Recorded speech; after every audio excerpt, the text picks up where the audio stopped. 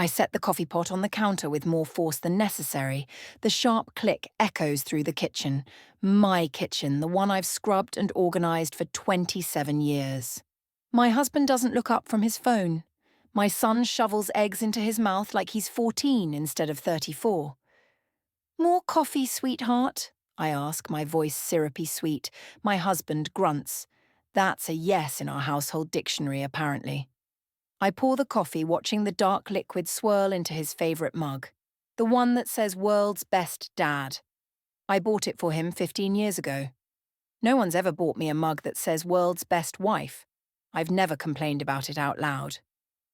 Mom, my blue shirt, the one with the stripes. Where is it? My son Michael finally looks at me. His eyes are expectant, entitled almost. Like I'm a search engine for his wardrobe. In your closet. Second drawer. Left side. I already looked there. Then look again. He blinks at my tone. I've never used that tone before. I've always been helpful, accommodating, the solver of all problems, great and small. Today, something inside me has shifted. Maybe it's the fact that I turned 50 last week and not a single person in this house remembered until 3 days later. Maybe it's the accumulation of 27 years of invisible labour. Maybe it's just Tuesday. My daughter-in-law, Jessica, arrives then, breezing through the front door like a fresh wind. She's still in her running clothes, her cheeks flushed, her eyes bright. She works in tech, pulls down 6 figures, and has never once apologised for having a career instead of babies. I love her for that, even though I know my mother-in-law thinks she's selfish. Morning, everyone. She kisses Michael on the cheek, then comes over and hugs me. Actually hugs me. You okay? You look tired. I'm fine, I lie. She studies my face for a moment longer than comfortable, then nods slowly. Jessica sees things other people don't. It's unnerving sometimes. My husband finally looks up. Jess, tell Michael about that property management software your company uses. He's been complaining about the system at work. And just like that, I cease to exist again. They launch into a conversation about cloud-based solutions and user interfaces while I clear plates, wipe counters, and mentally run through my day. Grocery shopping, dry cleaning, my mother-in-law's doctor's appointment, dinner prep. The HOA meeting my husband committed us to without asking me first. I'm 50 years old and I've become a ghost in my own life. That's when it crystallizes. The decision I've been circling for months, maybe years. I'm going to disappear. 3 days later, I'm standing in the kitchen at 5:30 in the morning. I've made breakfast, a full spread because I can't help myself even now. Scrambled eggs, bacon, fresh fruit, toast. I've left detailed instructions for everything, where the spare keys are, how to work the washing machine, when bills are due, the Wi-Fi password that my husband can never remember. I've packed 2 suitcases. I've booked a small apartment across town, month-to-month lease. I've transferred money from our joint account to my own, money I earned from the part-time bookkeeping I do from home, the work nobody ever asks about because it doesn't interfere with my primary job of keeping everyone else's life running smoothly. I leave the note on the kitchen table, propped against the salt shaker. I need time. Don't look for me. I'm safe. I'll contact you when I'm ready. I walk out the front door at 6 a.m., pulling it shut with a quiet click. By 6:30, I'm in my new apartment staring at 4 blank walls and feeling something I haven't felt in decades. Freedom. The first call comes at 7:15. My husband. I silence it. The second call, 7:45. Michael. Silence. By noon, I have 37 missed calls and 62 text messages. I read exactly none of them. Instead, I go to the grocery store and buy only things I like. Expensive cheese, good wine, fresh flowers. Nobody to cook for but myself. I buy a book I've wanted to read for 3 years. I sit in a coffee shop and read it cover to cover, drinking overpriced lattes, and nobody asks me for anything. It's glorious. 4 days later, Jessica finds me. I'm in my apartment halfway through a cooking class I found online, learning to make French pastries because I want to, not because anyone needs me to, when there's a knock at my door. I peer through the peephole and there she is, holding 2 cups of coffee and looking decidedly unsurprised to have found me. How did you... I'm in tech, remember? Also, you used your credit card at that coffee shop on Maple Street 3 times. Not hard to figure out. She holds up the coffee cups. May I? I let her in because Jessica has never made me feel small. She hands me a coffee, my exact order, somehow she knows it, and settles on my second-hand couch. She looks around the sparse apartment and smiles. Nice place. Quiet. Jessica, you can't tell them. I'm not here to drag you back. She sips her coffee, her eyes serious. I'm here to tell you that I get it, and that you should stay gone as long as you need to. I sink into the chair across from her, suddenly exhausted. They must be furious. They're lost. Which is different. She leans forward. Your husband called me yesterday, asking if I knew how to get bloodstains out of his dress shirt. Blood. Stains. I asked him how that happened, and apparently he tried to iron it himself and burned his hand, bled on the shirt, then threw the shirt in the wash with bleach. The shirt is now pink with brown spots.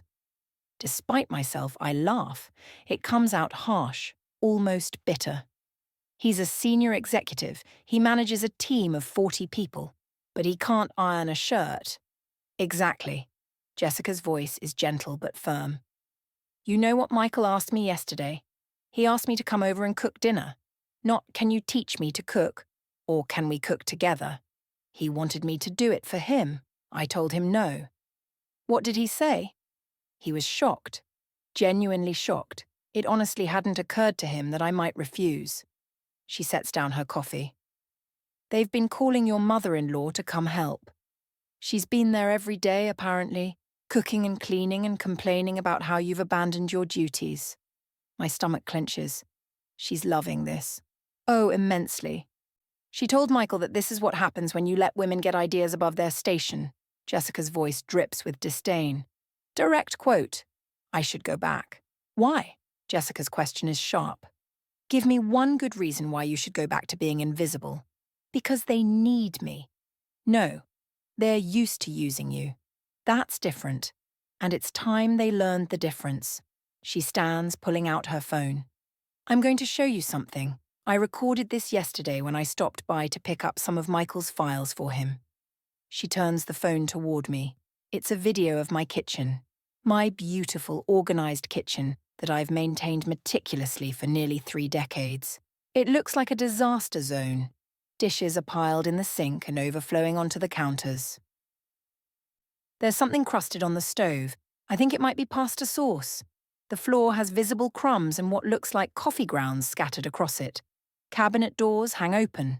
The trash is overflowing. In the video, my husband walks through, looks around with visible despair and says to Michael, your mother would have a heart attack if she saw this. Michael, off camera, replies, then maybe we should clean it. I don't know where anything goes. It's our house. How do we not know where things go? The video ends. I'm crying. I didn't realize I'd started, but tears are streaming down my face. They're starting to get it, Jessica says softly. It's been 4 days and they're starting to understand that you weren't just existing in that house. You were the reason it functioned at all. I don't want them to suffer. Maybe a little suffering is exactly what they need. She sits back down, taking my hand. You've spent 27 years making sure nobody suffered except you. You absorbed all the inconvenience, all the work, all the invisible labor so they could coast through life thinking everything just magically happened. You know what my mum used to say? I shake my head. She said that the best thing she ever did for my brother was to stop doing his laundry when he turned 18. He called her crying from college because all his white clothes were pink. She told him to read the labels and figure it out. Now he's married with 2 kids, and he does all the laundry in his house because his wife travels for work. And you know what he says? He says he's grateful Mum made him learn. Your mother sounds wise. She is. She also said that she saw what happened to women like you. Women who gave everything and lost themselves completely. She was determined not to let that be her, or me. Jessica squeezes my hand. Stay gone. Let them figure it out. And more importantly, figure out who you are when you're not busy being everything to everyone else. After she leaves, I sit in the quiet apartment and let myself think about who I might be. Who I was before I became a wife, a mother, a daughter-in-law, a household manager. I don't remember her, but I want to meet her again. 2 weeks in, the calls have slowed to once a day. The texts are more thoughtful now, less demanding. My husband writes, "I understand you need space. I'm trying to respect that, but I miss you." And I'm starting to understand how much I took for granted. Michael sends me a photo of a pasta dish he made from scratch. It looks terrible, honestly, but the pride in his message is evident. First meal I've cooked completely on my own. Edible. Jessica helped, but only with advice, not actual cooking. I don't respond to either of them. Not yet. Instead, I join a book club. I take a pottery class. I volunteer at the library downtown, shelving books and helping elderly patrons with the computers. I have coffee with 2 women I met at the pottery class. We talk about art and politics and our favourite guilty pleasure TV shows. Nobody asks me to do anything for them. I feel myself unclenching, bit by bit. Come 3 weeks after I left. There's a knock on my door at 8 p.m. This time, it's not Jessica. It's my husband. He looks terrible. His shirt is wrinkled, not stylishly, just wrinkled, like he doesn't know about the steam setting on the dryer. He has dark circles under his eyes. He's holding flowers, and he looks at me like he's seeing me for the first time in years. Maybe he is. Can we talk? His voice is rough. I don't want to let him in. But I do because 27 years of habits die hard. He sits on the couch Jessica sat on 3 weeks ago. The flowers sit awkwardly on his lap until I take them and put them in a glass of water. I don't have a vase yet. How did you find me? Jessica told Michael that you were safe and in town. Then Michael let it slip that you'd been spotted at the library. I've been coming to the library every evening for 4 days, waiting to see if you'd show up. He runs a hand through his hair. It's longer than usual. He must have missed his barber appointment. I always scheduled those for him. That's borderline stalking. I know, I'm sorry, I needed to see you, to talk to you face to face. He looks down at his hands. They're shaking slightly. The house is falling apart. Michael can barely take care of himself. Your mother called me yesterday to lecture me about not keeping you in line, which is rich coming from someone who raised a son who can't boil water. You want me to come back and clean up the mess? No. He looks up sharply. No, that's not why I'm here. I'm here because I've spent the last 3 weeks learning something I should have learned 27 years ago. I wait. He's going to have to work for this. I took you for granted. Completely. Entirely. Absolutely took you for granted. His voice cracks. You know what I realized? I didn't know where we kept the spare toilet paper. 27 years in the same house and I had no idea where the toilet paper was stored. I had to call my mother to ask. Do you know how humiliating that was? Probably about as humiliating as spending 27 years being the person who makes sure there's always toilet paper and never getting thanked for it. He flinches. Good. You're right. You're absolutely right. He leans forward, his hands clasped between his knees. I thought I was being a good husband because I made money, because I didn't cheat, because I didn't hit you or belittle you in public. I thought the bar was on the ground and I was clearing it, but the bar shouldn't be on the ground. It should be. God, I don't even know where it should be because I never bothered to look up. What do you want from me? I want you to know that I see you now. I see what you've done. I see what I failed to appreciate, and I'm not here to ask you to come back. I'm here to ask you what you want. For the first time in our marriage, I'm asking you what you want. I sit across from him, studying his face. He looks sincere, broken even. But sincerity isn't enough to rebuild what's been worn away by decades of neglect. I want to not be invisible anymore. You were never invisible to me, I was. I completely was. When was the last time you asked me about my day? Not about whether dinner was ready or if I'd picked up your dry cleaning, but actually asked me about my day, my thoughts, my feelings. He opens his mouth, closes it, opens it again. I don't remember. Neither do I. And that's the problem. I stand, pacing to the window. The view isn't much, a parking lot and a strip mall, but it's mine. I chose it. I became a function in your life. I wasn't a person. I was the thing that made everything else work. And the worst part is, I let it happen. I let myself disappear because I thought that was what love looked like. Sacrifice. Selflessness. Always putting everyone else first. What does love look like then? I don't know. I'm trying to figure that out. I turn to face him. But I know it doesn't look like martyrdom. It doesn't look like erasing yourself so other people can be comfortable. He stands, taking a tentative step toward me. I want to learn. I want to be better. I want to be the husband you deserved all along. Words are easy. I know. So let me show you. He pulls out his phone, opening up a photo album. This is the kitchen this morning. I look at the photo, the kitchen is clean. Not perfect, there are a few spots I'd have addressed, but genuinely clean. The counters are clear. The dishes are done. The floor is swept. He swipes to the next photo. It's a spreadsheet. This is the household management system Michael and I created. We divided up all the tasks you used to do. Shopping, cleaning, cooking, scheduling, bills, everything.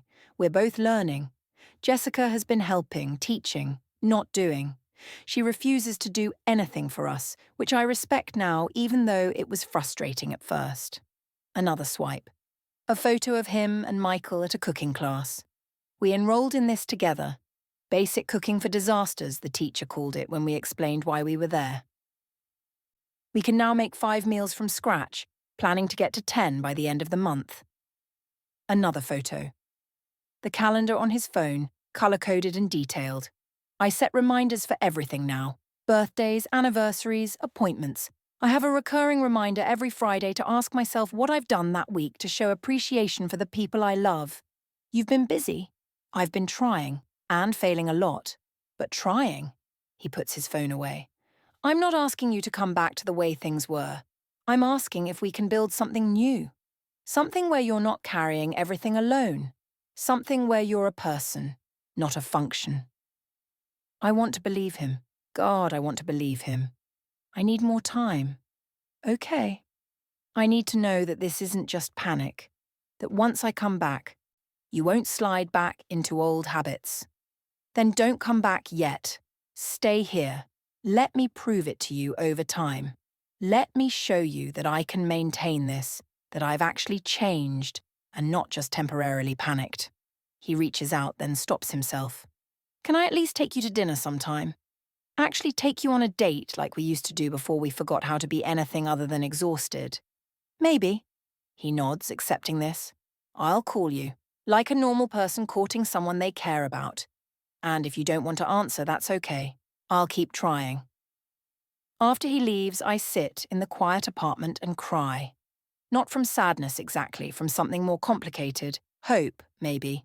Or fear that the hope will be disappointed.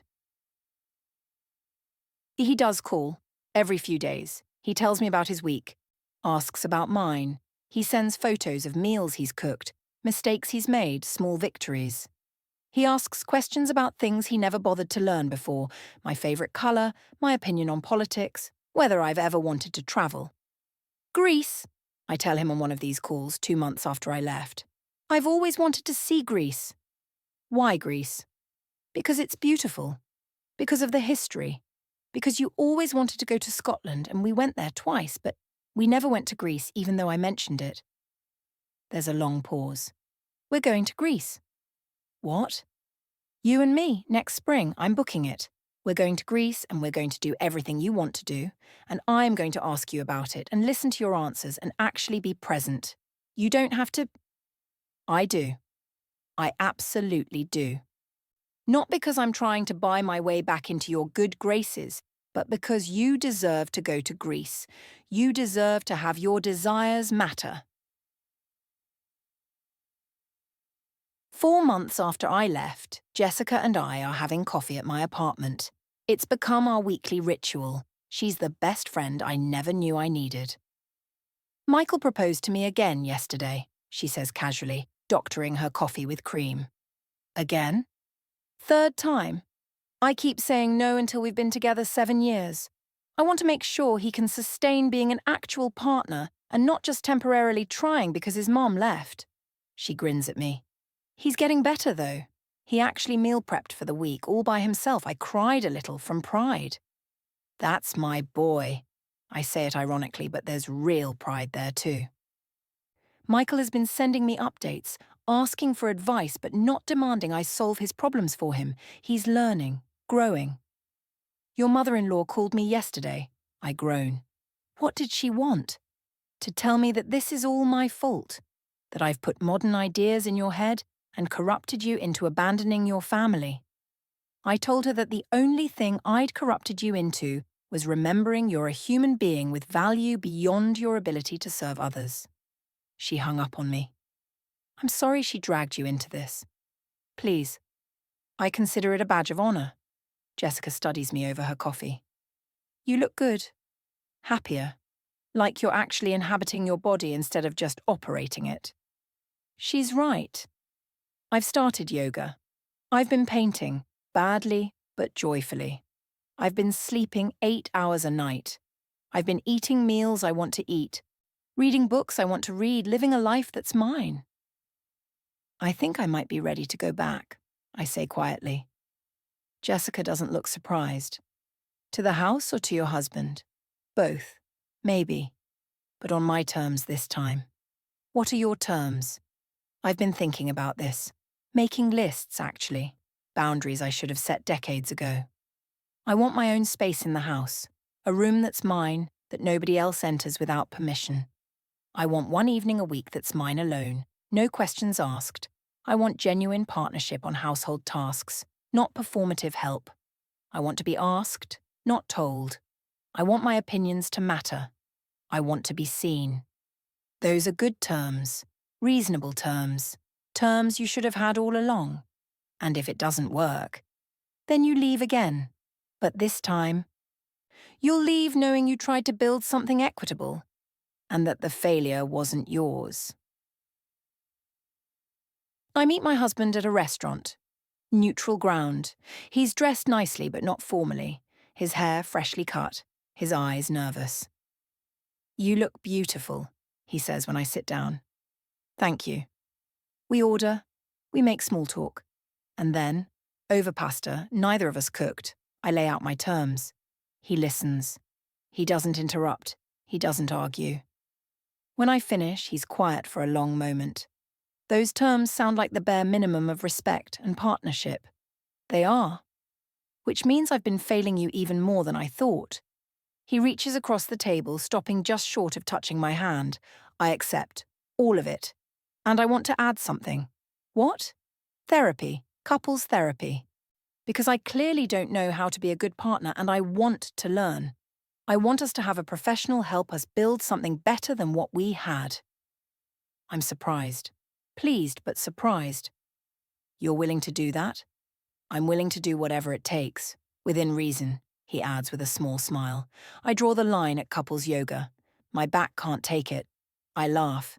It feels good to laugh with him. And there's one more thing. He pulls an envelope from his jacket pocket. This is a plane ticket. To Greece. For next month. Open-ended return. You can go alone if you want.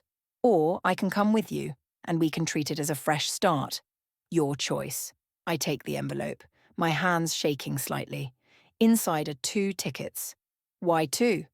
Because I'm hoping you'll want me there, but if you don't, Jessica said she'd go with you. She's already cleared her schedule just in case. Of course she has. Jessica is the sister I never had, the daughter-in-law who became a true friend. Come with me, I say. Let's go to Greece together. Let's start fresh. His smile breaks across his face like sunrise. Yeah? Yeah. But I'm picking all the activities.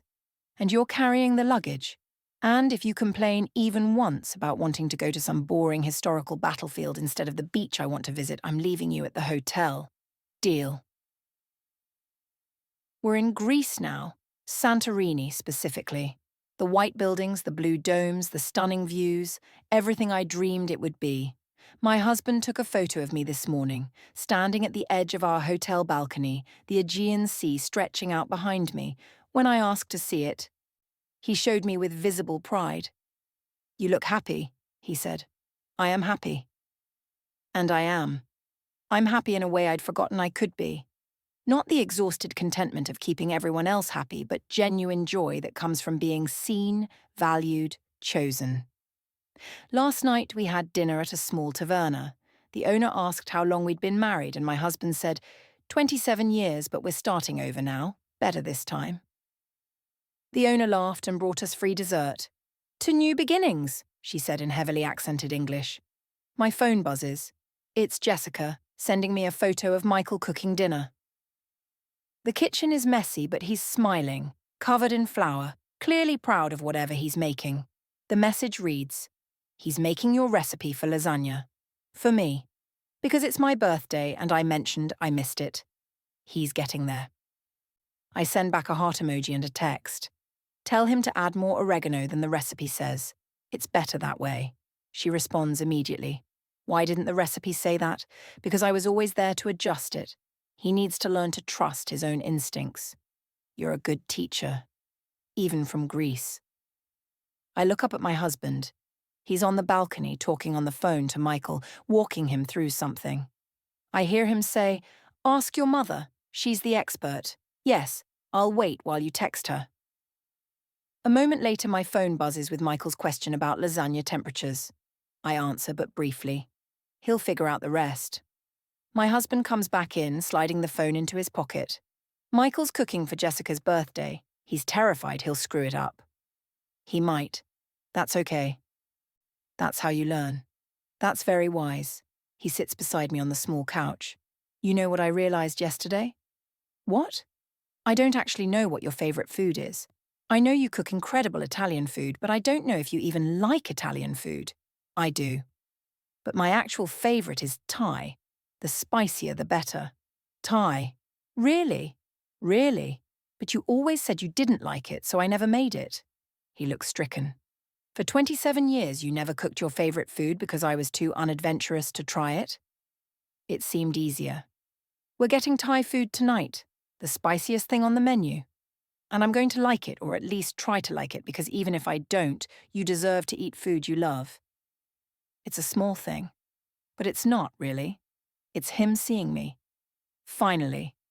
Truly seeing me. We're scheduled to fly home in 3 days. I'm ready now. Ready to go back, not to the life I left, but to build something new in its place. This morning, my husband and I walked along the beach. The sand was warm, the water crystalline blue. He held my hand.